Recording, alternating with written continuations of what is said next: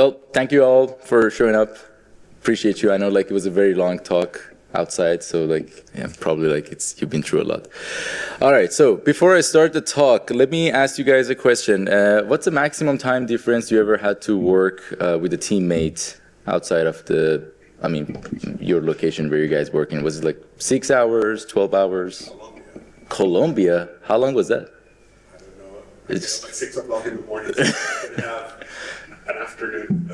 Oh my God, that's why like I know. I mean, New Zealand is actually pretty good for me because it's like 19 hours with LA, so it's almost like next day completely. So like it worked to my favor. But like I think it's my personal record is like 16 hours. It was like between LA and Tokyo. But we'll get to that later. So today I want to talk about something that doesn't usually show up in management handbooks, and it is about like how to build creative trust and foster culture and lead teams across time zones and backgrounds.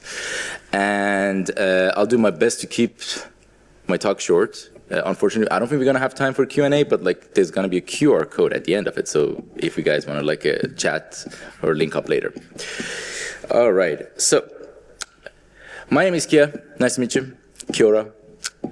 Like I can't see my name everywhere here, so that's an amazing. And I'm currently working at Riot Games as visual design manager. And with that said, I manage the talented team of multidisciplinary designers. And a bit of lore about me. I was born in Iran, then I moved to Malaysia, and right now I'm located in LA, which like basically, and I work for Riot Games. All right. And here highlights of some of the IPs that I had pleasure to work on in the past, I don't know, since 2011. Basically, it started like in the mobile games and entertainment, and then like I work at Sega, then also like some of the IPs like Yakuza, Persona 5, and recently I also work on Valorant and League of Legends and Riftbound card games, which I'm super excited, and they're gonna get launched like in 5 days. So please pick a booster pack or something. And also, to set some context, let me take a moment. Getting more people, I'm so happy right now. So before that, let me take a moment to talk about the team I manage, Art and Design Services, or ADS for short. We are Riot Internal Creative Agency, and you can think of us as a Swiss Army knife. Like we do everything from branding, big event visuals, and like the graphic designs, even though my team doesn't really make in-game assets, we kind of shape like how Riot world shows up outside of the games. And you may ask like, what's my favorite part of like working with my team?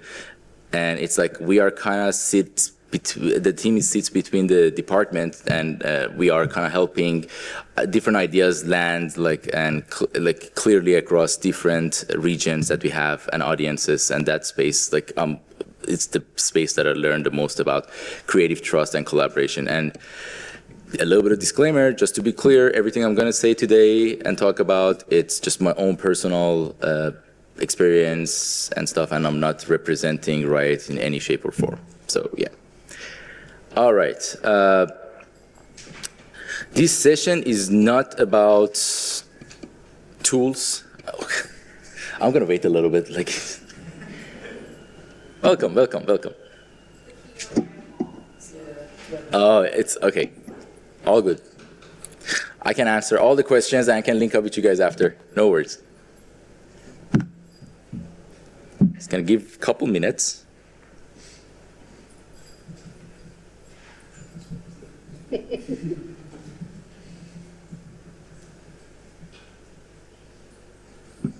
All right, good, okay. So these are the stuff I want to talk today about. And as I was saying, like this session is not about tools and org charts, and it's all about the people, and like it matches the theme of the NZGDC as well, and how we can build creative trust that actually scales. And like first we're going to dive into the culture clash, and then we're going to talk about line distortion, and then trust by design. All right, culture crash. I used to think if you put like a team of talented designers with a diverse background in a room, it would be a piece of cake to create like the most unique art. And I can tell you, like a spoiler alert, like it doesn't work that way. I led the team with like 6 different cultures, 5 time zones, and 3 native languages, and we still missed deadlines, we still misunderstood our intentions, and we still misread our tones.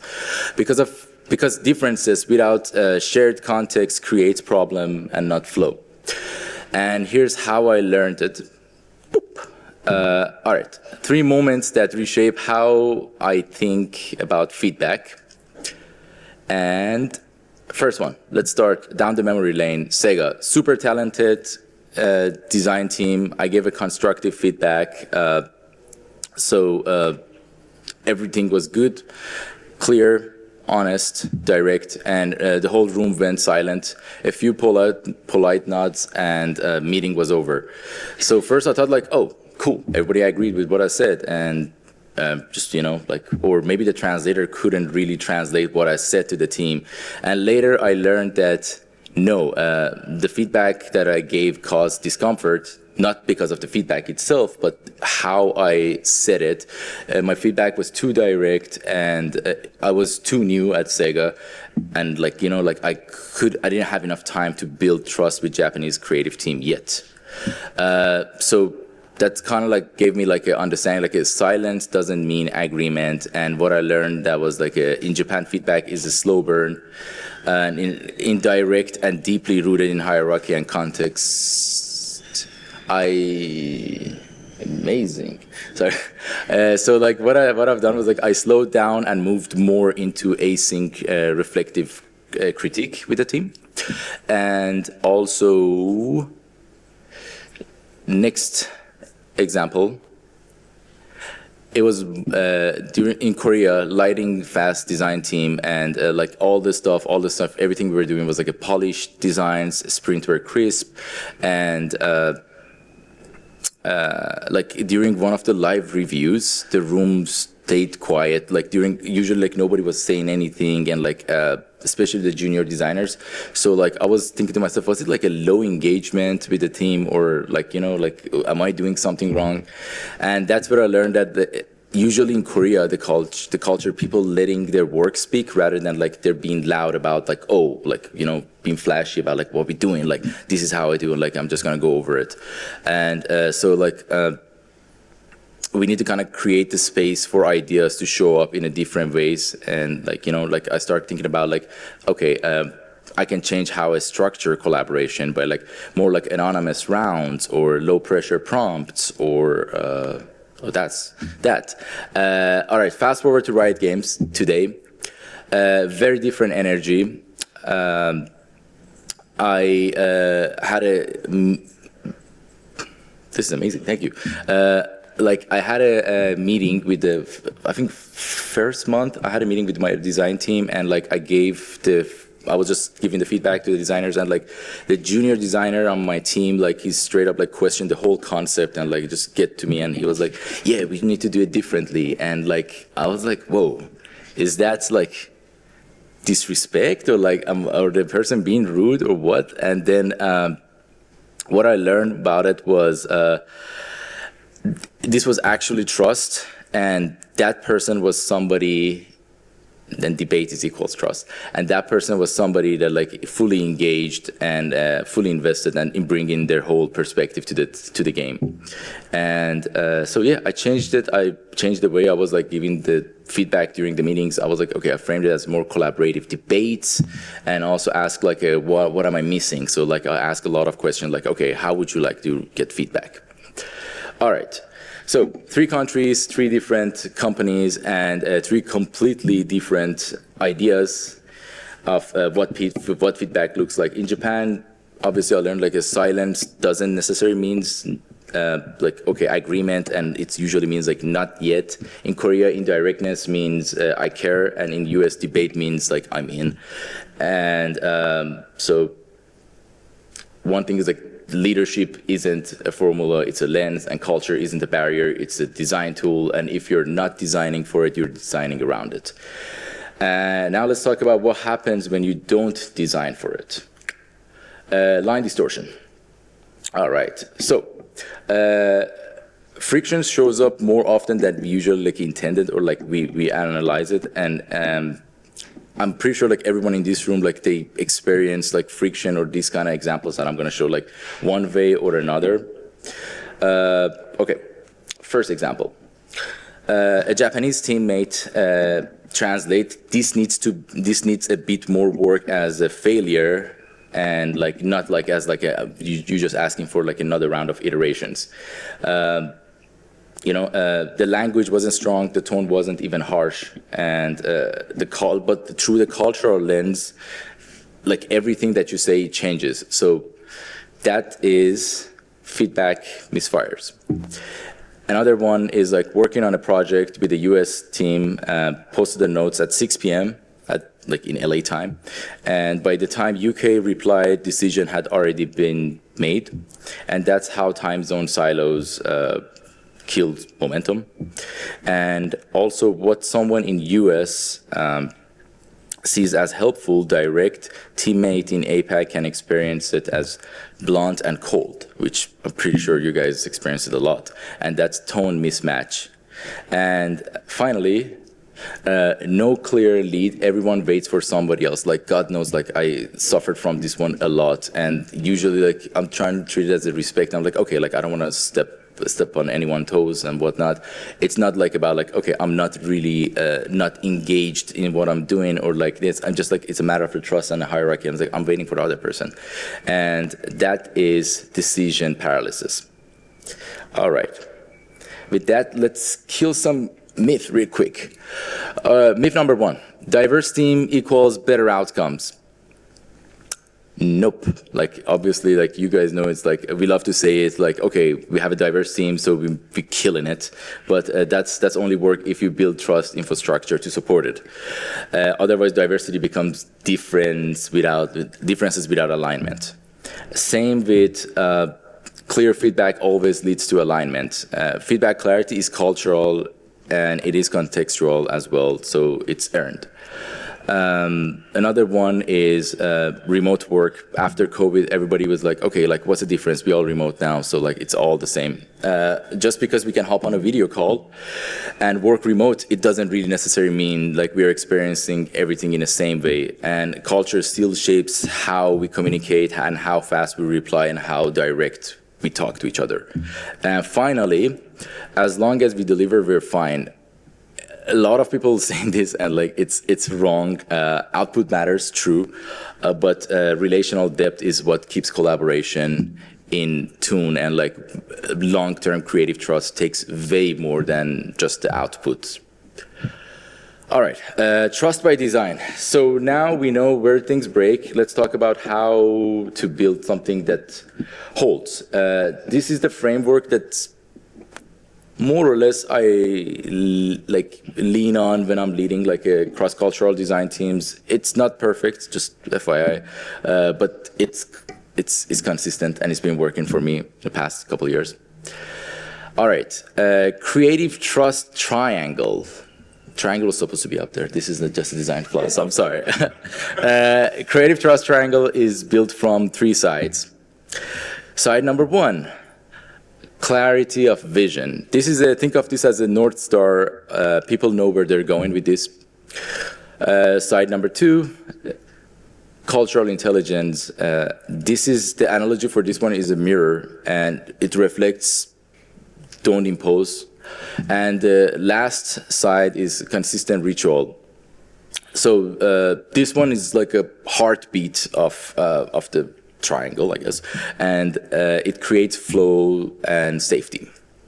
All right, clarity of vision, aka our North Star. If the creative vision isn't clear, every cultural difference adds complexity, and vice versa as well. When clarity is high, teams move fast and strong together, and even if you're you're working with someone in Colombia, as you said. So we're gonna say like start with the why to align around purpose, not just the deliverables. And when people understand the purpose, they can make sure they make better decisions without waiting on approvals. Name what success looks like early on, and don't leave expectations unspoken. This happens a lot, especially in the US again, like we try to be nice to the other teammates and other especially junior designers on a team. Whether it's audience impact, design tone, or creative quality, just make sure like you always set the expectations early on. And lastly, define what's fixed versus what is flexible. And that one is like, that way people know where they are going and how much room they have to explore. All right, our mirror or cultural intelligence. I used to think global leadership means finding one universal tone, which like one size fits all, but the real power is in adapting not just what you say, but how you say it. When I stopped assuming, again, back to the Japan example, when I stopped assuming that like a silence means agreement, I started to see how people went to give and receive feedback. And seriously, I got, I think, 10 times more input, especially from the quiet voices in the room. So obviously, learn communication norms across cultures. There are a lot of good tools, we can talk about it later, like culture maps and all of those stuff. And please do not assume things like stuff like tones or speed, timing, and response style varies across different culture. Even like a different culture, someone from Germany, but like if that person like grew up in like, again, like Brazil or something like that, that person is very different. Don't feel like, okay, just because that person is German, like it's gonna be like, that's their cultural norm in their culture. Feedback style is visible in how people respond. Sometimes you kind of need to zoom out and pay attention of what your team is not saying rather than like what they're saying out loud. And bonus point, usually like pay attention to like how people give feedback, and usually that's the way they usually like to receive feedback as well. So that's also pretty helpful.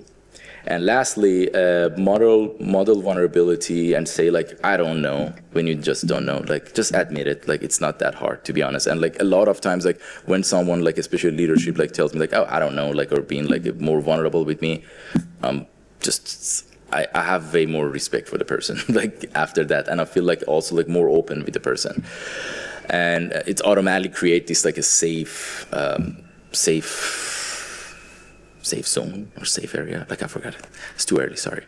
All right, consistent ritual and our heartbeat and the last side of the triangle. Trust isn't built from single conversation, obviously. It's built through the consistent rhythm, and consistent ritual give us stability and structure as well as safety. So, number one, recurring design critiques with async/live rotation. This is a pretty fun one. I had a lot of success with this. We rotate between async and live sessions depending on different time zones. So it's been pretty helpful. And like the thing that really changed the game as well, especially working with like a different time zones, was like clearly like signal level of the completion. There's like some rules they call like a 10, 50, 99 model. So that what it is basically it helps designers call out where they are in the process, whether it's the early exploration, aka 10% or 10, or rough direction, it's a 50%, or something near final, which is our 99. It takes the pressure usually off the designers of what they're like saying and what they're working on, and it makes sharing unfinished works feel more safe and intentional. And lastly, 72-hour async feedback windows across time zones. This one is helpful, again, through the example, like I was saying, like, okay, like LA team sign off on something that UK team didn't even have a chance to review it. So usually giving this 72 hours for async flow, that window is a great way that nobody feels left out because they're in different time zones. I said lastly, but this was the last one, apologize. Rotate facilitators to decentralized authority. And this is kind of like a part two of the last one. It's more like, okay, like if this week LA is like hosting it and facilitating this like a kickoff meeting or like review session. Next week is gonna be Singapore, so we're gonna work with their time. So it's not like every time people like in different time zones have to wake up like 5 a.m. just to accommodate for like LA time. All right, and here it is in all of its glory, our beautiful creative trust triangle. And if any of these three is missing, trust wobble.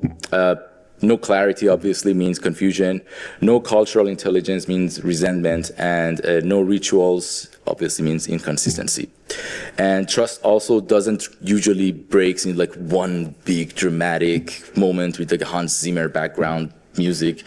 It's usually breaks in small cracks, so like a tiny cracks, and those tiny unseen frictions, those will pile up over time. So it's always good to like just be on your toes and like usually pay attention of what's going on. And let's wrap things up with some closing lessons.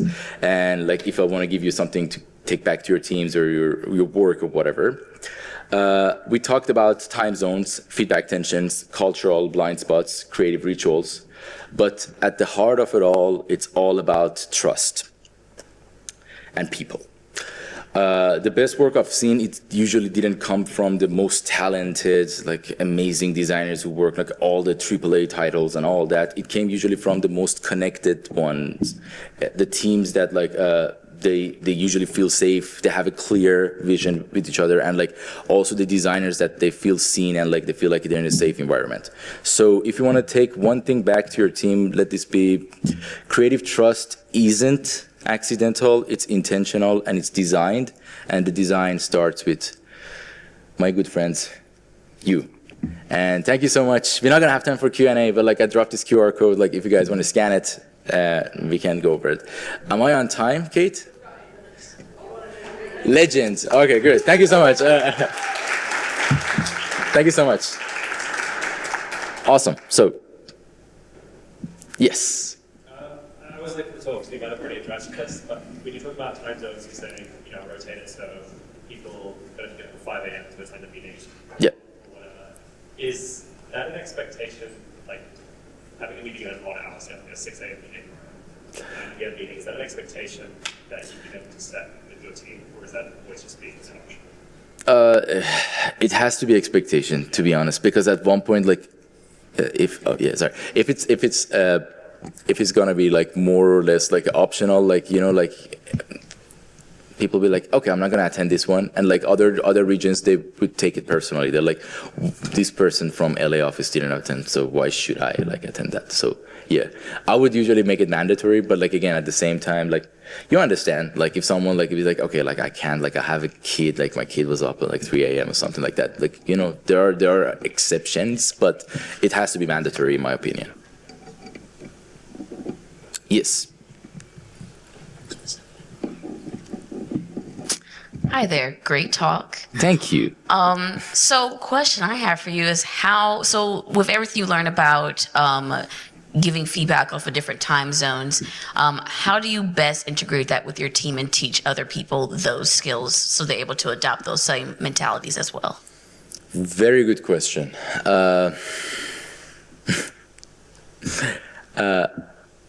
Cool team outings, like usually, like no, but seriously, what works usually is having the team experience some stuff, like, and also like having the team like work with the different cultures and all that. Like you can always like sit down and be like during one-on-ones, you can always have a culture. Like at Riot, like like we have like a more of like people are open to learn more about stuff, and also a lot of companies offer like different groups and like rigs or like identity groups and all of the stuff that we have. That's just like great stuff. Like all these events that we have, these are the good stuff. Like kind of like learn more or less about different cultures, and sometimes be like, okay, like it's more like respecting. It's not like you're trying to compromise anything. It's more like, okay, like you just find the common ground, like how to work more efficiently and effectively with each other. Yeah. Gabriel. You mentioned async work quite a bit. Yes. What have you found has been the best tool for doing async kind of work? Is there a tool that you recommend? Is there a In what line of work are we talking about? So let's say in art, Yes. what do you do for async work? Do you have a particular platform that you use to put your work on, or what? Usually, works best? usually we track everything on Airtable. Okay. So we used to have Jira, but a lot of we just kind of switched to Airtable. Airtable got like a better format, and like it's a program management tool, but at the same time, like usually people can like comment and all that. And for some of the exploration, good old Google Slides. Like you just having it, like people comment on it. Like you have to kind of have something that like people can like basically go through it. I mean, there are tools like Artella and all of the stuff like, for like if you want to get like a very down to nitty gritty, but like a lot of times they're like just good old Google Slides work, just like as long as people like a comment and all of the stuff, so have visibility. And again, like also for more less creative stuff or more like a brainstorming, Miro boards is great as well. Yeah. Yes. You want another microphone? Thank you. Oh, sorry. Oops. When running feedback sessions, or like say a build review or something where you're analyzing a feature, they can tend to be pretty cross-disciplinary with different authorities across those disciplines, like a engineering lead making comments on design. Yes. How do you navigate that kind of field of different opinion and authority so that the feedback is meaningful and people feel open to speak, but also, not kind of commanding the room and arguments start? Very good question, especially like at Riot, like we have that quite a bit with different teams that like we're working with.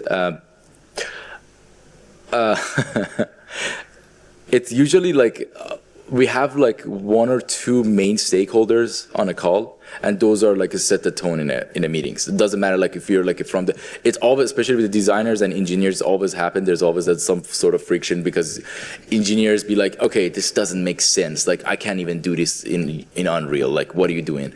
And like then also like a design team also at the same time, they're like, okay, like dude, it's not that easy to do the kerning of the fonts in Unreal. We have to buy another font completely. Like we need to license it. So like having those main stakeholders on a call, those are usually like they work as a guardrails. A lot of times it's hard to get it because main stakeholders like usually like I don't know higher ups and like they don't really want to attend the meeting, but like they usually find the person that is a POC on that project, and like that person is usually sitting.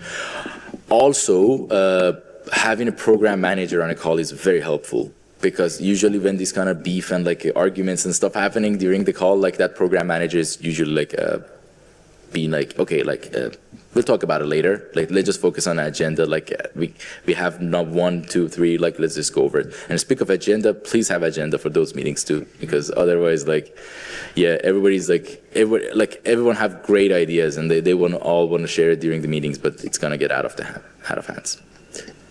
Wind is amazing. Any more questions? I have lasers, by the way, too.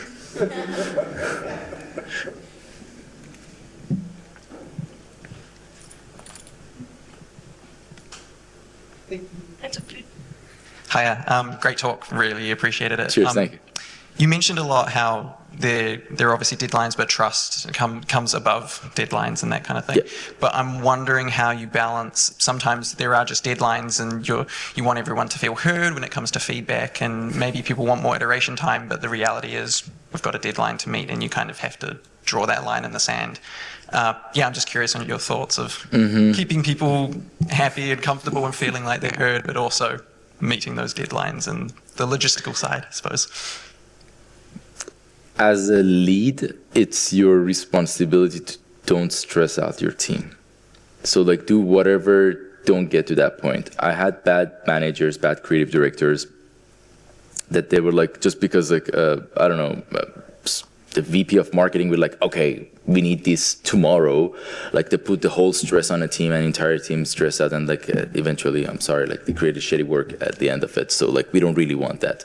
So I think it's hard. It's very hard to do it because like you're gonna get a lot of hate for it, and also at the same time, like a lot of creatives, they're like,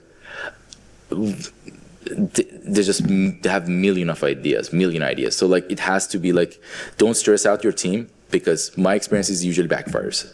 Like the more you try to put like the restriction, like, okay, deadlines, we have to get that, we have to get that.